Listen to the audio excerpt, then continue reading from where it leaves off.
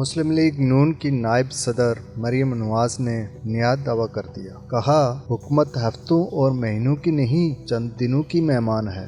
آپ کے جو اسمبلی کے سیشنز ہیں اس میں آپ کے members, sitting members, M N As, M P As کھڑے ہو کر اپنی قیادت عمران خان کے خلاف، پارٹی کے خلاف، آپ کی پرفارمنس کے خلاف بات کر رہے ہیں۔ کارکردگی اتنی بری ہے، یہ بھی کہنا زیادتی ہے کہ کارکردگی بری ہے، کارکردگی ہے ہی نہیں۔ پاکستان یہ حکومت ایک دن کے لیے بھی برداشت نہیں کر سکتا۔ عمران خان کے سٹیٹمنٹس دیکھتی ہوں، جب ان کی میں دیکھتی ہوں کہ ان کو کوئی پینک سچویشن ہے تو مجھے، اور ان کے وزراء کے جو سٹیٹمنٹس آتے ہیں اس سے مجھے یہ صاف لگتا ہے کہ ان کا جو انجام ہے وہ بہت قریب ہے، اور میرا خیال ہے کہ پاکستان کے عوام کو اس نالائکی، بے حسی، نااہلی سے، تاریخ کی بدترین نالائکی سے جتنی جلدی نجات دلائی جائے اتنا پاکستان کے حق میں اچھا ہے، کیونکہ پاکستان اب یہ حکومت